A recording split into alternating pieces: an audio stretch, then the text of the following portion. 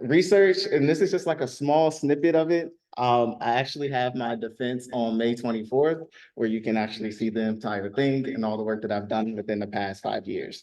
So for today, I'm going to, the title of my presentation is Ankle Proprioception, Validity, Generalizability, and Sensitivity of a Novel Robotic Assessment. And that's a mouthful, but I'll break it down. So within the lab, we focus on stroke rehabilitation. Just to give a little bit of background, about every 1 in 4 people experience a stroke in their lifetime, and half of them actually have difficulties with their activities of daily living, such as feeding themselves, getting themselves dressed, actually walking could be part of that as well. And 54 to 80% have gait impairment, with primarily being foot drop. And so foot drop is, if you look all the way to the right, I have a gait cycle. So the gait cycle is started off in the picture as heel strike. That's when your heel first touches the ground. Then there's a stance phase. And then there's a swing phase. And during the swing phase, that's when your leg is, or your foot is actually off of the ground and swinging through to make contact with the ground, or your heel makes contact with the ground. And your foot, and the stroke participant's foot actually drops. So they don't have control over dorsiflexion. Okay, so dorsiflexion is when your foot actually comes towards your knee, which is shown at the bottom picture to the left. And then I also have a video to show you what's going on. And that's kind of.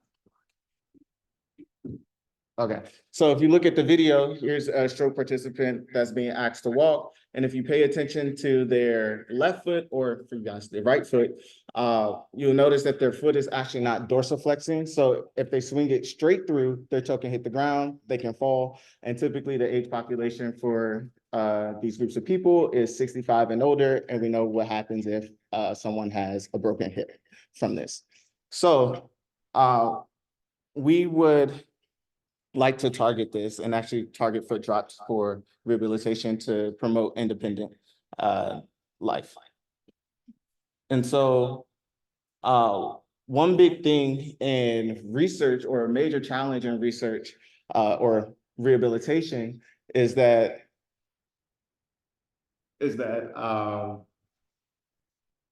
there's a lot of heterogeneity in recovery, as in some people get better, some people don't.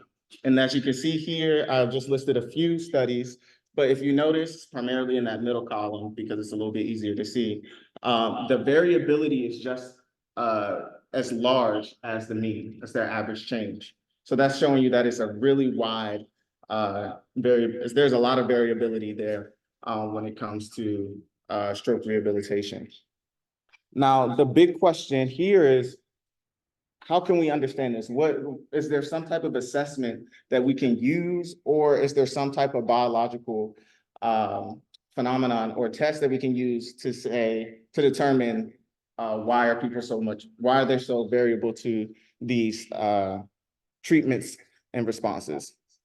So one thing that has an idea that's come up is your proprioceptive acuity, explaining the differences in treatment response after stroke. And your proprioception is your body's sense of awareness and movement, and it's critical for motor control and motor movement. And so I have an exercise for everybody. So what I would like for you to do is put one finger out in front of you, put the other finger out in front of you, and have your two indexes facing each other, and then have those two touch. You can see it. But now actually close your eyes and actually have your fingertips touched. You can actually get really, really close, if not have them touch, and you can make it actually more complex. You can vary one arm and still have the other arm touch. Now, how does your body do this? How do you know where your limbs are? So there's millions of sensors in the body. There's sensors in your muscles, there's skin sensors, there's sensors in your joints that all give sensory information to your brain, and your brain decodes it and says, this is where your limbs are in space. And so with this, what has been shown in literature, what's been shown in literature is that we can create assessments to target your proprioception and actually relate it to who's going to improve with therapy. So here's a study that was done in the lab where they actually trained hand function using a robot. And what they showed is that people that had good proprioception, which is, if you look at the plot to the right, people between 5 to 15 degrees of error, and I'll explain more of that, that actually benefited the most from therapy versus people that did not have full proprioception.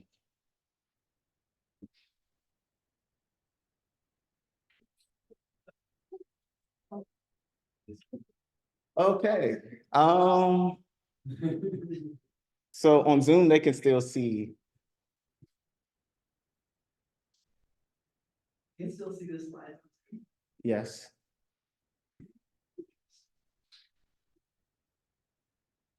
I don't want to touch anything. Fix it. Okay. Be on Zoom. Yes. Someone took my phone. I have it. Thank you. Okay, but I'll just like give a quick synopsis of what I was going to do, and then we could jump like when this is getting fixed. So essentially, we can take proprioception, see who can benefit from therapy. What we would like to do, and I only showed this for the fingers and the hands, and this for upper extremity. Perfect. We want to see if this is true in lower extremity. This has not been shown in lower extremity, that your baseline proprioception predicts how well you respond to treatment. So what we're doing is leveraging NIH R1 that's coming to an end shortly, actually in June. And what we want to know is if baseline proprioception predicts change in their gait velocity, which is an assessment, it's 10 meters. Therapist times them at how fast it walks from the start to the end, and it's 10 meters long. And so, and this is all to target foot drop. So like I said before, I don't have the actual answer to this immediately, but I will have it this summer once the study ends. But what I'm going to dive into and primarily focus on is proprioception. How do we assess it? And then the different methods that we developed and implemented. So first, the different types of proprioception or the methods. So there's two types, there's clinical assessments and then there's robotic assessments. For clinical assessments, as you can see here, pretty much they're scalar or they're numbered. So it's either you have good sensation, you can feel where your limbs are, 0, 1, 2, or 3, or some of them even go up to 5. But there's not a lot of sensitivity in that, which means it's really difficult to determine if someone has good proprioception or medium proprioception. That's really determined upon the assessor. For robotic assessments, however, there's 3 common types, which is the top row is threshold to detection. That's where they move the limb really, really small. Really, really slow. And you have to press the button when you feel that your limb has actually moved. There's joint position reproduction or joint position sensing. And this is what I just had you do, put one finger out versus the other. You have to match the position, joint position reproduction. And then the last one is called AMITA, and this is, for this assessment, you are actually weight bearing. You see this done where a person has to pick up their leg and they'll change the angle of the floor, or they're standing in the box, change the angle of the box. They put their leg down and they say, hey, it's actually taller. My foot is up or down, it's binary. And so the advantages of using these robotic assessments is their consistency to apply forces and speeds. In a clinical setting or with for clinical assessments, the therapist is just moving their limb. There's not controlled for speed or how much forces are applied, how tight they're squeezing the person. All of those things actually can enhance their proprioception. So we're trying to create a standardized assessment. So what I'm going to go over first is the robot that I designed for the NIH R1. And then I'm going to talk about the proprioceptive assessments that we implemented and that multiple people have helped me encode. So starting first is about the robot. So this is called AMP, short for ankle measuring proprioceptive device. It's a platform-based device, which means a person sits in it, and it does not move from room to room, so it is not mobile. We're able to measure 3 aspects of ankle function, maximum voluntary contraction, which is their forces. So we can actually dorsiflex as hard as they can, or plantar flex as hard as they can. Plantar flexion is like pointing your toe like a ballerina. And then we can measure their active and passive range of motion. So we can have the robot actually be completely stiff and rigid, or we can have it be mechanically transparent so they can move. And then the last thing that we can implement on this device is actually proprioceptive assessments. So if you look at the bottom right, the video that's started now is the robot in this mechanically transparent state, very low friction. The foot pedal that their foot is touching is actually counterbalanced, so they don't have to fight the weight of the pedal. And then the video to the right is showing a maximum voluntary contraction test, specifically dorsiflexion. So we can actually measure two aspects of function, motor function. So now what I'm going to get into is what assessments, proprioceptive assessment, did we implement? On the previous slide, I showed you that baseline proprioception predicted motor recovery, and I didn't specifically state the assessment, but now I'm going to state it. So the test to the left is actually called crisscross. The way crisscross works, at least for the ankles, one foot is going to go up to dorsiflexion, one foot is going to go down to plantar flexion, and then they start moving in opposite directions. We ask the participant to press the button when they feel their feet to be equal. And so what's really nice about this assessment is a completely passive assessment. With stroke, this might an assessment that requires active movement might be difficult for them. It could be tiring. It can be intensive, labor intensive, cognitive intensive. And so that's one test. And for the other test that we implemented is a joint position reproduction test. It's a semi-passive assessment. So what I mean by that is that the robot moves their impaired ankle and they actually move their unimpaired ankle. And how the test works is that the robot will move their foot up to dorsiflexion, down to plantar flexion, and oscillate. And randomly it will stop at different positions within the workspace. And so we actually had them do 4 tracking periods and 4 matching periods. So we get a dynamic and a static data point. So now that we have these assessments, we needed to validate it. And so crisscross is our novel assessment. JPR, or joint position reproduction, has been used throughout literature for a very long time. I just came across a paper recently that said it's the #1 assessment used in clinics and #1 implemented on robots. So it's used quite a bit. So what we needed to do was validate our proprioceptive assessment.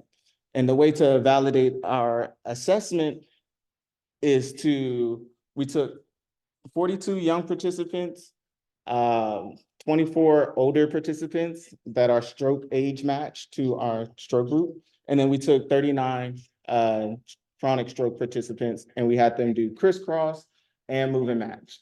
And so for crisscross, they did 10 crossings and we took their average error after those 10 crossings. So the average error is defined as at the moment of button press, the left foot minus the right foot, and then you take the absolute value of it. And so the big thing here is that, one, we're able to detect a presence of stroke with crisscross, and it is, we could detect stroke. There's a significant difference between our older and stroke group. One thing that we did not find that we think we will find in the future if we increased our sample size is crisscross being sensitive to aging. So there's a difference between young participants proprioception versus old. So hopefully in the future we'll be able to see that with increasing our sample size. And then the last thing that I would like to state that's exciting is that crisscross is more sensitive to the presence of stroke than JPR. And we were able to detect 87% of participants with some type of sensory impairment compared to these other ones. So it's a lot more sensitive. Okay, so this was all prep work. And so now what I'm going to do is get more into understanding proprioception. A major misconception in literature is that these proprioception assessments all measure they measure similar underlying mechanisms of proprioception. So that can be related to speed, it can be related to position. They all are related to one another. So if we go with the idea that, hey, if I apply crisscross here and I apply move and match, I should get a very similar result, as in they should be related to one another. And so actually what you find is that they don't relate. And there's actually been a few studies that have shown this, where they compared two different forms of proprioceptive assessments and they found no correlation. And that essentially means that there's method specificity, which means they're testing different underlines of different mechanisms of proprioception. So if you think about designing your own study, or a person goes into the clinic and they're going to go through an array of assessments, what assessments do we use? Are we going to throw the whole kitchen sink at them and have them do 20 assessments? Or are we going to try to figure out what are the similarities? This assessments relate to these other ones, so therefore we're not throwing the whole kitchen sink at them. And so what we decided to do was take our crisscross assessment and our JPR assessment, and we took the same group of participants, the young participants, older participants, and stroke participants, and we related their proprioceptive error. And what you find is that for young participants, it does not correlate. For older participants, it does correlate, and it's a pretty moderate to strong correlation between JPR static error and JPR average error. And then for stroke, actually, it also correlates. And so that's really good because we can see that there's generalization with proprioception, especially in the older and the stroke group. For younger, there still needs to be some more research done there. So we know that there's generalization. So the next thing, and if I continue down the line of proprioception, they're measuring different underlying mechanisms. Well, how does this relate to an actual functional outcome? So how does this relate to walking? How does this relate to motor impairments? Like, are they measuring the same thing, or are we going to find relationships in one versus the other? We need to figure this out. And so in literature, we found that there's actually discrepancies where there's some studies that have shown that proprioception does relate and predict proprioception does predict gait impairment and gait function. And there's other studies that have shown that they don't. And with this blue arrow here, what I really want to emphasize is that there's different, across literature, there's different ways to assess proprioception, and there's no common denominator. So there's lower extremity Fuggemeier, there's JPR, threshold of detection, and they all end up finding something different. And so the question that we asked is, which ankle proprioceptive assessments predict gait function in persons with stroke? And so we took 39 stroke participants. We did JPR and crisscross. And for gait function, we did the 10-minute walk test, which I talked about before. And then we measured their gait endurance, which is measured using a 6-minute walk test. For ankle motor and function, we used the lower extremity Fuggemeier score, which is a assessment. It's ordinal, so it can go from 0, 1, 2, or 3, and they ask them to perform different exercises, and the therapist rates them. If they did it, it's a 2, or if they struggled, 1, they couldn't do it, 0. And it's out of 34 points. And so what we did is we took our proprioceptive assessments and correlated them with gait function and ankle motor function. And so first, starting with gait function, what we found, we only found one significant relationship, and that was between JPR dynamic error and the 6-minute walk test, which is endurance. And then we found also some borderline significant relationships as well. One thing to take away from this is that proprioception does not directly relate to gait impairment. There's forces, there's with stroke, there might be compensatory movements or compensatory strategies. So therefore they don't rely so much on their ankle proprioception. So they start using different avenues. So that just doesn't relate to this test. So we need to incorporate other tests, maybe a tactile test, because maybe touch might be more important. For ankle proprioception versus motor impairment, we found absolutely zero significant relationships between the two. And that's just telling us that the neural tracks for proprioception versus your motor tracks are independent. So basically, so what we're seeing here is that if you have a motor impairment, maybe you don't have as much force, you can't activate as much. That doesn't translate to sensory impairment. So you can have one or the other, or you can have both. So with that, I went through developing a robotic device, or developing two of them while I was here. We validated our proprioceptive assessments, and then we dug into the relationships between two different proprioceptive assessments. So with that, I would like to thank everybody, NIH, the Biorobotics Lab, my advisor, the lab, and special members that have helped me on this project, or my whole dissertation. Thank you.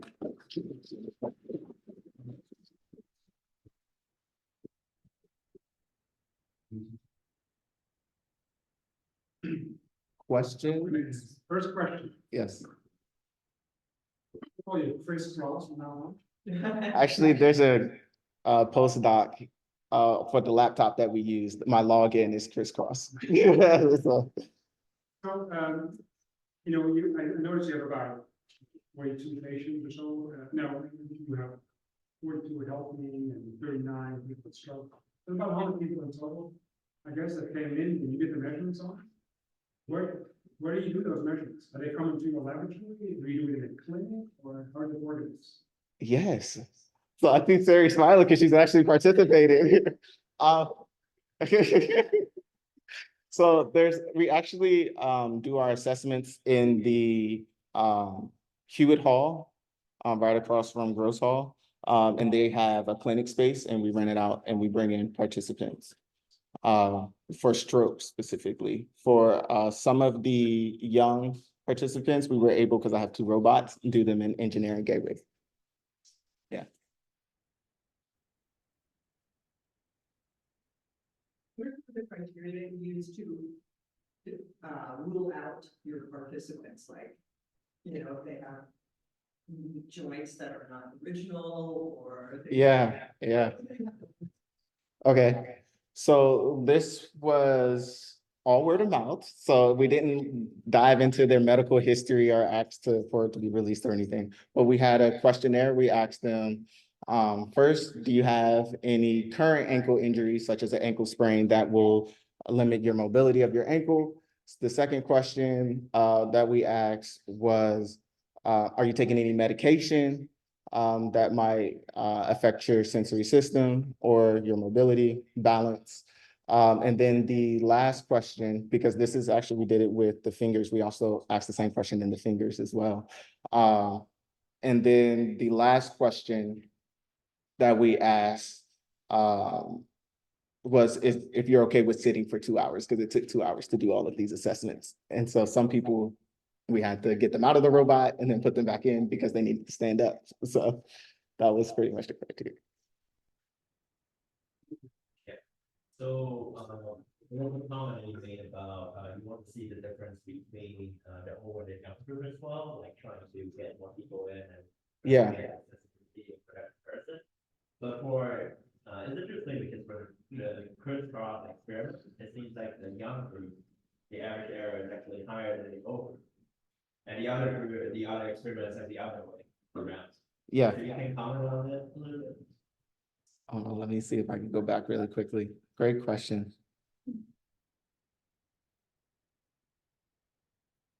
So you're asking about this, right? Okay. So for crisscross, it wasn't a significant difference. It was close. I believe it was 0.0 not 59, so it's like really close. But this might be because actually in Orange County, the average age for someone to have a stroke is 65, compared to the national average as being 70. So we actually have participants that are middle age in our study. And actually it's been shown in literature that depending on the assessment, middle age actually has better proprioception than young. Now, that could come from multiple things. It could come from how active people are, which could have happened here as well.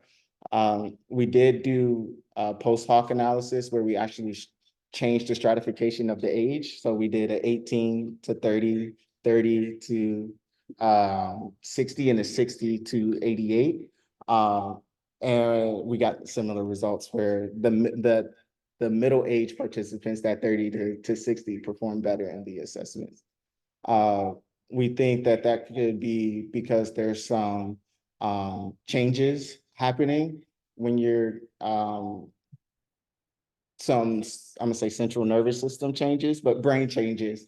But ultimately, we think that because of those changes going on, your body's constantly adapting, and you're adapting, I believe, a little bit more in the middle age group than the older.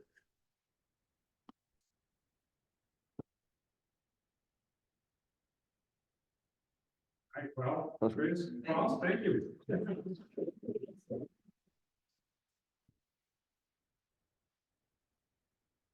Which laptop is the next place you want to use? This one or this one? This one. You want to use the.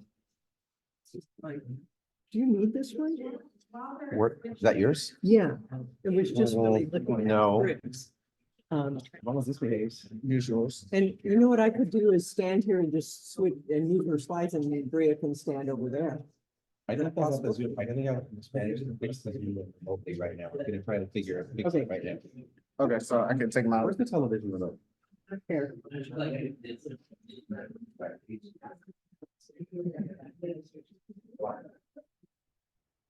So tell me if you agree with what happened. So it's gonna work out. Okay, so so is this one down? Yeah, whichever computer we're gonna use, we're gonna use this one? Oh, All right, let's do it. Pop on there. oh, okay. Close out this one. Let's standard HTML. Yep. All right, let me read my meeting.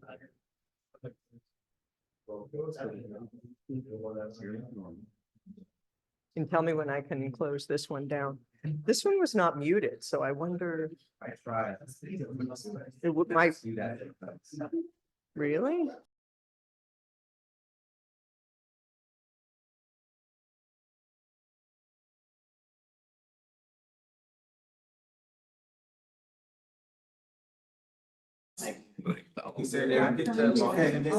Systems. Because You don't want to join this meeting from here. Discussion is how learning is just sit there and Is that the- Sorry, you can hear it through the. I think it's because is it your song? Okay. ask people to do is great. Like highlights? What I'm. That's already your laptop. It's. So basically, Chris had a- When you image on this scroll. It was kind of hard. I was hearing myself, and then I was like, I need to step further away. That's distracting, I know. When you switch it, you think this is the wrong velocity. Oh. So basically. I was trying my best. I was. So basically. Thing out right Black. He has.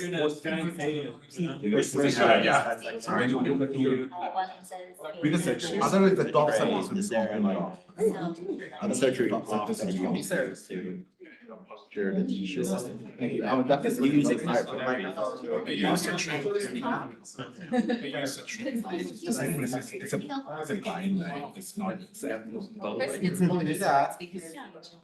Yes. That's being shared. Anybody on Zoom should be able to see that now.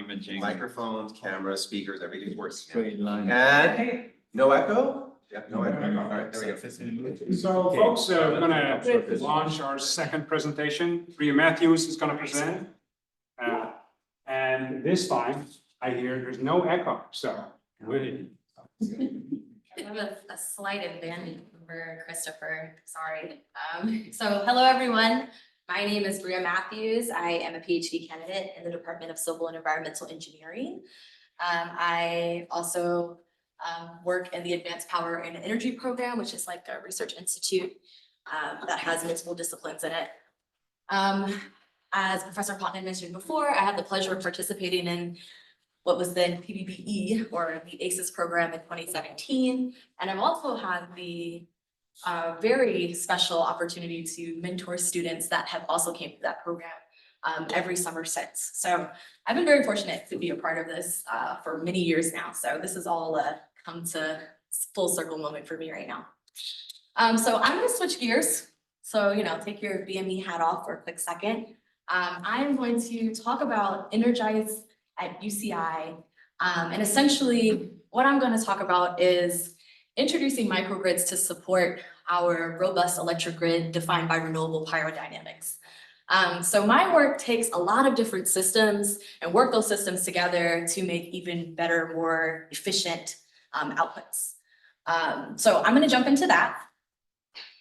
So just to kind of set the stage for my talk. So I'm going to go through a very high level overview of some of the key motivations that support the work that I do. And then I'm going to introduce what my solution is to kind of glue all these things together. And then I will talk about a real life scenario that we have here at UCI. And then I will summarize some of the projects that I've worked on that relate directly to the test bed that we have at UCI. So first, getting into the motivation.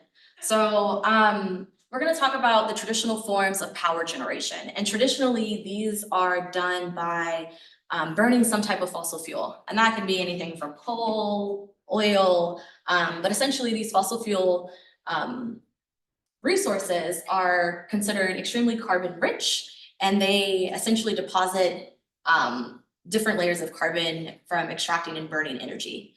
These fossil fuels are also defined as being non-renewable, and they currently supply roughly around 80% of our total world's energy. One really key thing that we know about fossil fuel energy or fossil fuel resources to produce energy is that they do not have the capability of replenishing themselves. So these resources that we use are quickly burned, and they have they're carbon rich, they have carbon emissions, they have poor emissions, and then we don't have access to them as quickly as things that are renewable, such as solar and wind. So in comparison, if we look at things that we get access to every single day, or most days, we can essentially produce almost like the same thing with things that are cleaner.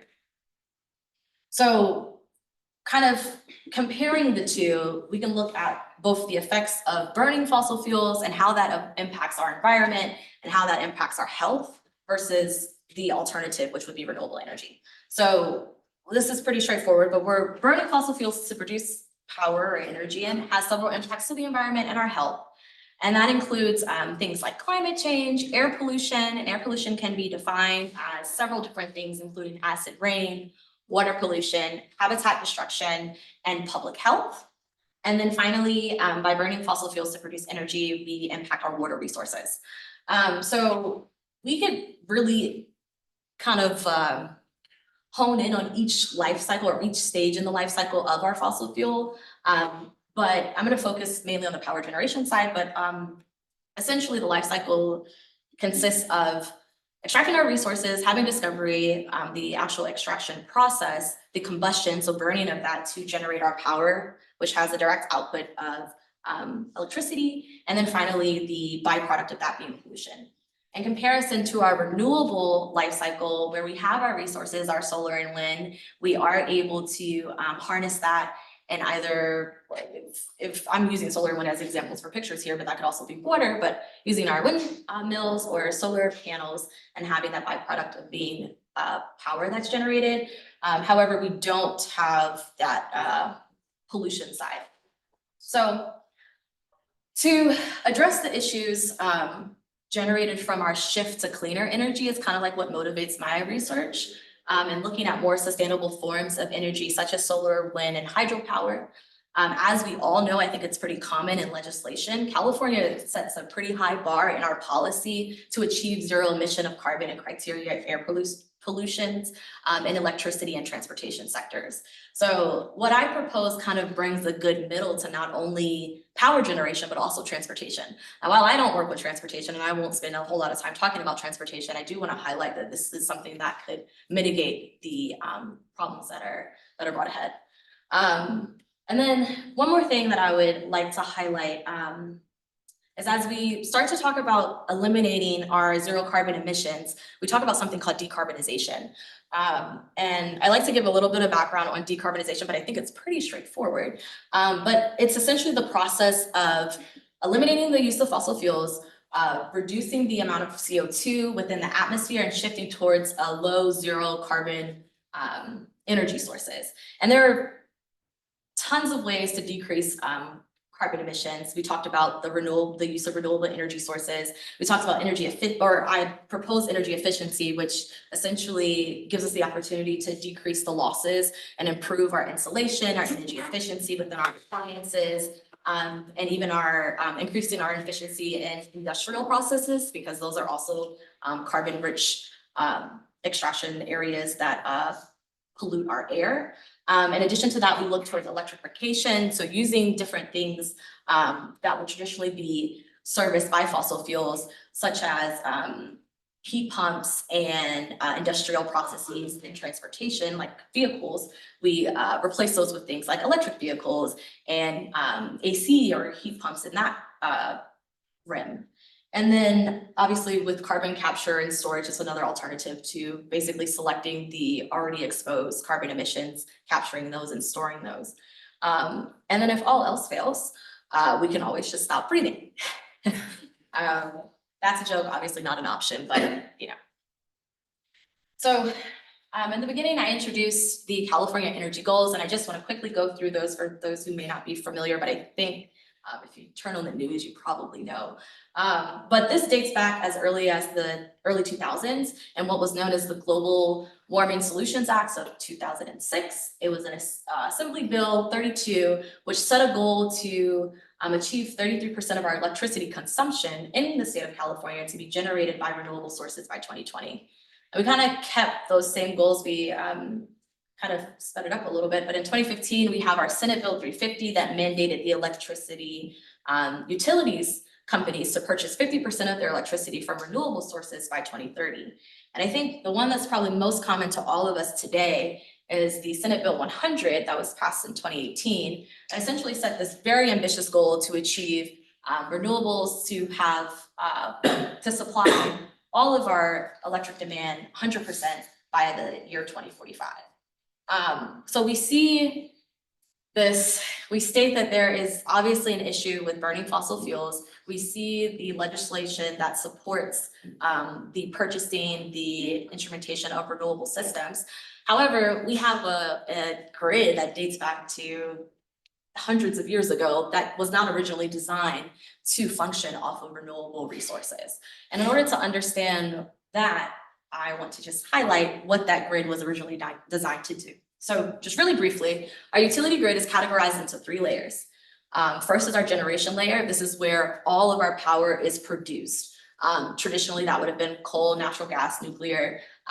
Today, we look for more hydro, wind, solar, and others. That's typically away on yonder. The second piece of this is going to be transmission. So we're going to take that generation and we're going to actually bring it to closer to our end users. That's going to be our homes, our businesses, our schools, our churches, etc. That typically operates at higher voltages, so then we do not have, or we do not experience things like power loss. And then finally, we have our distribution, and that is going to be where we physically deliver our electricity to the end users located at substations. These are kind of like the power lines that we see locally within our home.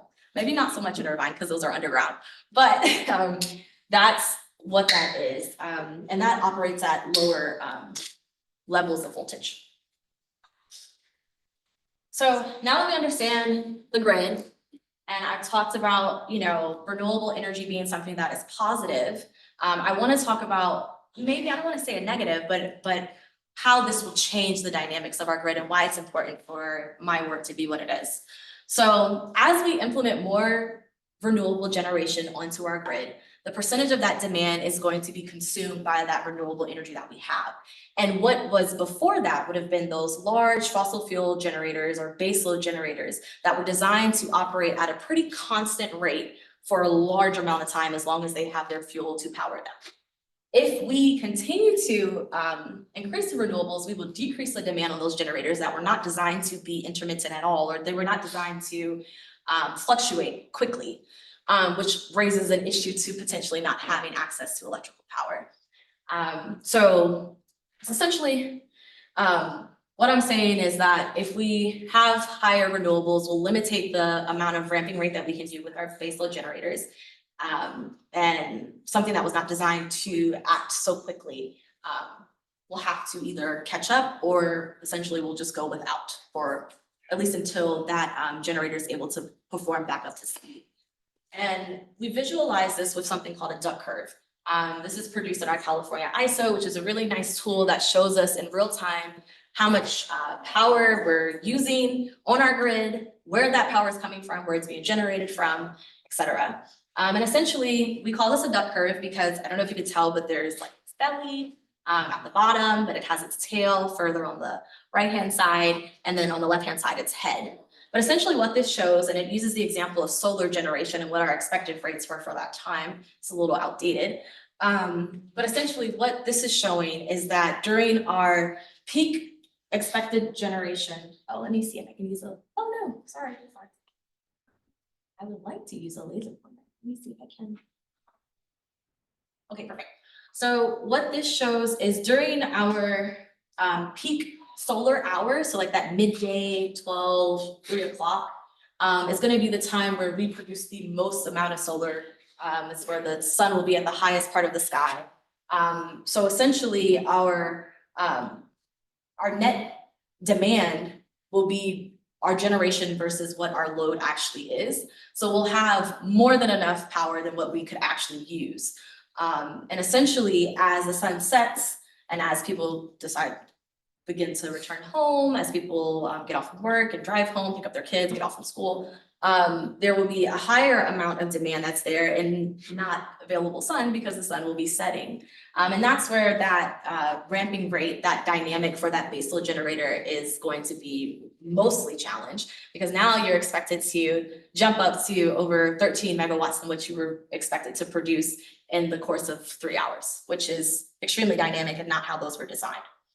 So my work introduces something called a microgrid, which is simply defined as a group of interconnected loads, generation and or battery energy resource, and potentially other resources that are within clearly defined electrical boundaries that, one, act as a single controllable entity with respect to the utility grid, and two, has the capability of connecting or disconnecting from the grid in order to operate in either grid connected mode or island mode. So essentially what this is saying is a microgrid system could take the clean energy that I mentioned before, the renewable resources that we are looking to introduce. We can have those locally provided on the distribution level right to the end users.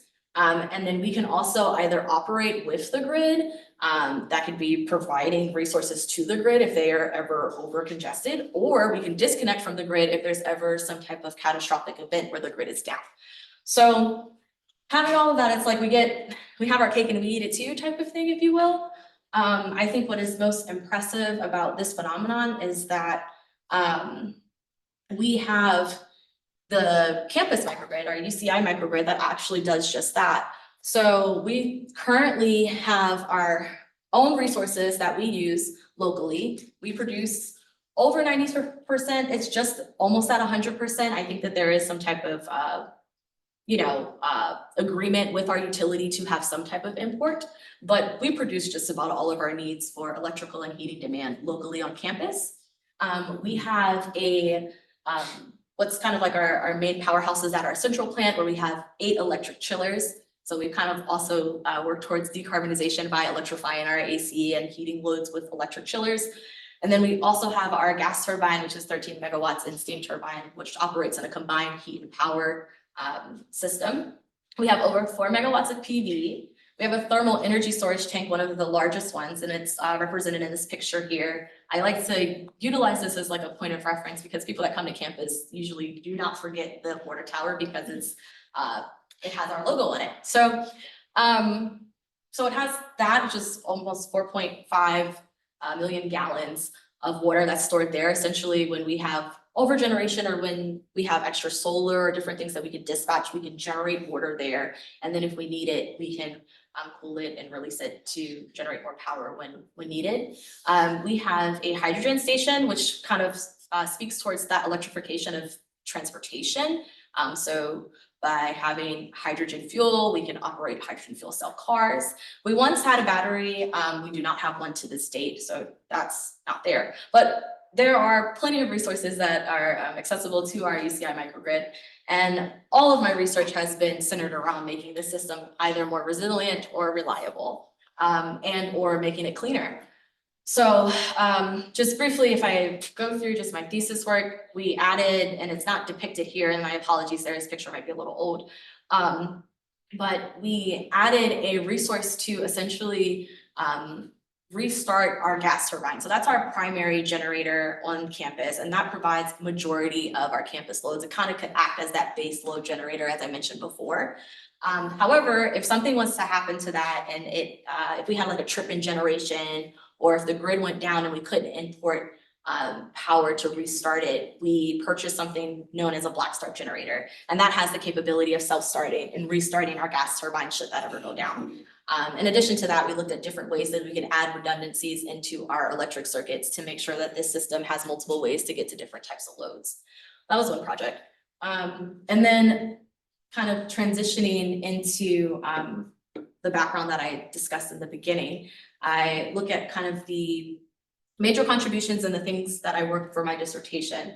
So my dissertation work specifically looks at how we can essentially implement microgrids that are clean. So kind of eliminating that gas turbine, steam turbine, because those do have some types of emission. The efficiency levels are a little bit higher than the traditional ones, so it's better, but it's not the best. But essentially, I looked at a lot of things, but essentially my approach has been kind of creating a microgrid from scratch. One thing that we see are inconsistency descriptions and definitions of microgrids and their configurations. There's a lot of theoretical things for microgrids, but then when it comes to application and how you implement them, it's pretty open-ended. So being able to kind of universalize microgrids definitions, its combinations, and how you configure them, or multiple of them, is one thing that I address in my work. Finally, or not finally, but looking at, in addition, looking at the methodology to establish some type of hourly dispatch for different type of DERs. So it's like setting or selecting a specific type of load. I use UCI as an example. I use Fashion Island as an example. I use the up and coming, or what I expect the hospital that's going to be off of Jamboree as an example of loads that would need to be fed, and what type of loads, and then what type of resources could do so, with a preference to the cleaner ones. So strictly PV, battery energy storage, and fuel cell generators are kind of my go-tos. Identifying what locations could also be considered as a microgrid based on UCI. So using UCI as kind of like a point of reference, its configuration and its success, and seeing what locations kind of have a similar type of configuration with their distribution circuits and their connection to the utility grid.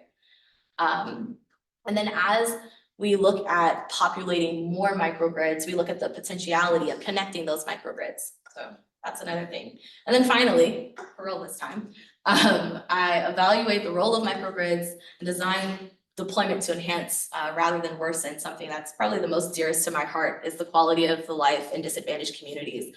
So historically, we see that traditional power generation typically leaves a lot of, or very specific communities most vulnerable with the amount of emissions and the degraded air quality that's in those areas. So looking at how the implementation of microgrids could potentially decrease the carbon emissions that are within that space. And yeah, that concludes my talk. Any questions?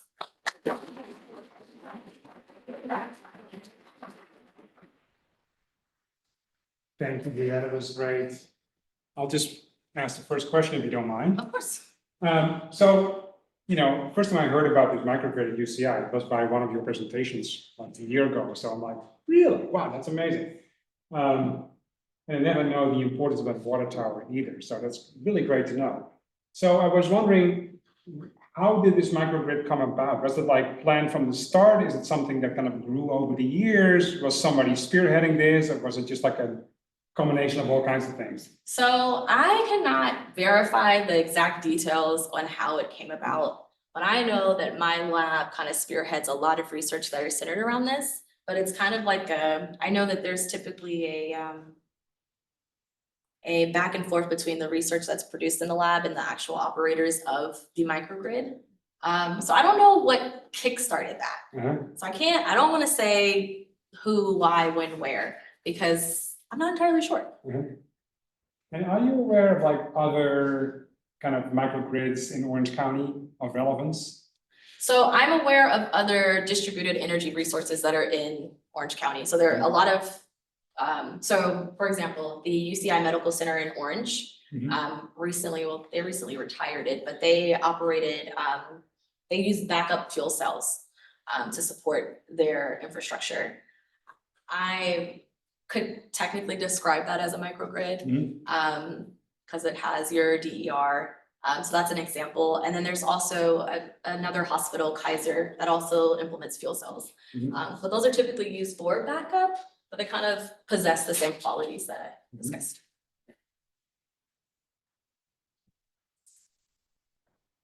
Yes. On slide 8,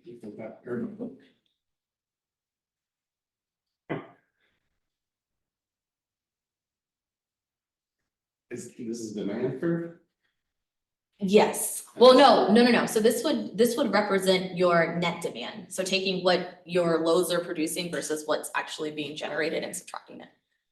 And is it dropping because people are adding solar to their houses without contributing, or? It's dropping because we're increasing the amount of solar that we expected to have within that year 2020, which I think we actually go a little bit lower than that.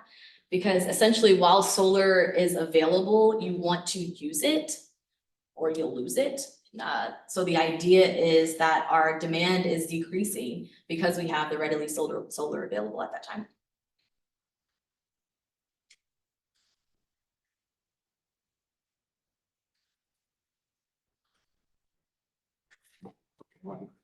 My ex did her thesis on day-ahead markets for power companies who bid on the power they can produce. Would these microgrids be able to participate in that? Would they want to participate in that? What was the question again? There's a market where you bid on the amount of power you can produce for the next day, based on predicted demand. Is that something that microgrids can participate in to sell their power? Absolutely. I think it would just be based on what you wanted so I talked about microgrids that would serve their end users locally. Like the idea is a campus, a hospital, we're gonna produce what we need so we don't have to rely on something else. But if you wanted to monopolize it, I do think that that's an option. One thing that I didn't say, because I in my mind was like 20 minutes, so I was like rushing, but our campus has real-time data collectors. So we have meters across campus all the time that allow us to not only recreate any event, but we can also forecast what we expect this load will generate based off of historical data and weather prediction, or the weather. So it is very much possible to say, okay, this is how much we think that we can produce. This is how much we think we will use. This is how much we can export. That could turn into something that does just that.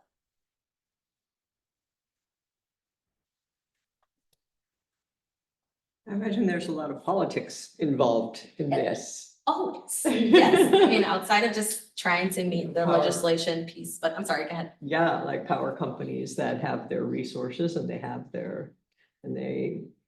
this love-hate thing with alternatives, and It gets really dicey because it turns into who's responsible for what. Most of the time it would fall heavily on the end user themselves. Utilities kind of want out of it. If something was to happen, we really don't want any connection to it. But I think that there is going to be more of a push and maybe even a mandate on how we will set maybe even a third party to kind of be the liaison between the two entities. Because I think that they have great potential, but it really just boils down to politics on who wants to be responsible. Because if something happens, it could fall on this person or that person.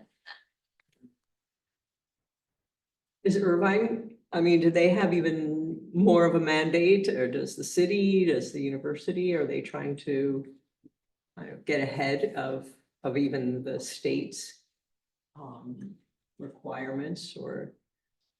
I'm not sure if I could speak to Irvine as a city. I'm not entirely sure about that. I know UCI is committed to doing it. Right, UCI has been. I think it meets a lot of our needs, so. Yes, So, you mentioned that the point of microgrid is trying to provide this adaptability to fluctuation and needs. Because the basic or the original grid is not built to do so. So can you explain a little bit more on that? Like how does, let's say the UC Irvine microgrid that you showed where a lot of it is based on this gas station. And you said it was a base load. So is that similar to what is currently used in like the original grid, where you use like a bunch of fossil fuel and things like that? right, but the difference would be that the original grid would have a higher amount of demand to compensate for. Mhm. And I think the difference between, while they both use the same type of fueling, their dynamic behavior is a little different. So the utility grid would use rather almost to the magnitude of gigawatts, if not higher, baseload generators that are kind of older and not as efficient. And would be most efficient if operated at one, like just a constant rate all the time. The gas turbine that we have at UCI, a little bit more efficient, probably a little newer, and designed to fluctuate a little bit more. Versus the larger, I mean, we're talking about fluctuations between 8, 9, 10 megawatts versus like, I don't know, 14 gigawatts back down to, or 16,000 megawatts back down to 10, if not 8. So over the course of like 2 hours. So the fluctuations are a lot larger on the utility grid side, which is why the microgrid side would be able to respond more dynamically. I hope that answered the question in comparison. I think I like propose like them both operating off of similar resources, but they're being on different magnitudes and having different capabilities. I see. Yes. I guess it's just kind of looking forward with, so with what you've learned and, over your dissertation work, what would you want to charge the next PhD student following you to do? Everything. That's the correct answer. Oh, okay, so. I think one thing that probably piques my interest the most is when you start to populate multiple microgrids.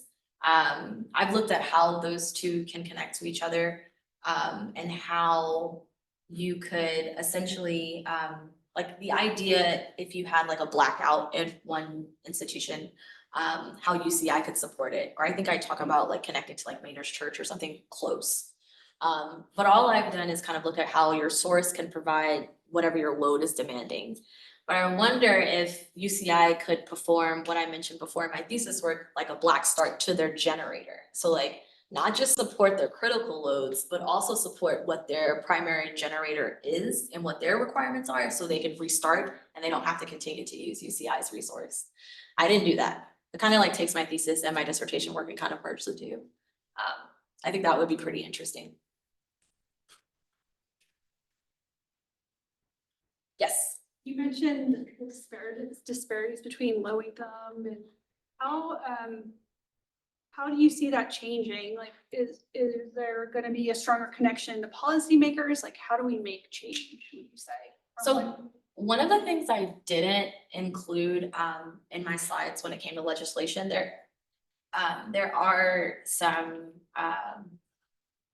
policies that are charging people to look at how we can support vulnerable groups. But what my theory is we know that they're based on like whether when we generate a certain amount of power in one location, it is 9 times out of 10 directly to go to a specific area. That's just based off of data and weather patterns. So my thought is if this is cleaner generated here within our basin, then you won't have anything to travel there. I mean, that's my first idea. And then a second thing, which I'm not entirely sure if this will actually be the case, but if we say we're gonna have, which is not realistic to have 100 microgrids in 100 miles of, like, that's not realistic. But if we say we're gonna populate more microgrids, the idea is maybe that would decrease the amount of generation that's caused on the grid. So the locations where power is being generated that are in vulnerable communities or closer to vulnerable communities would decrease because we're not having as much generation in that area, or they're being replaced with other types of generation. So it's kind of like a layered, like, this could work, maybe, this could work, possibly, you know, so I think that's kind of like my first couple of thoughts to that.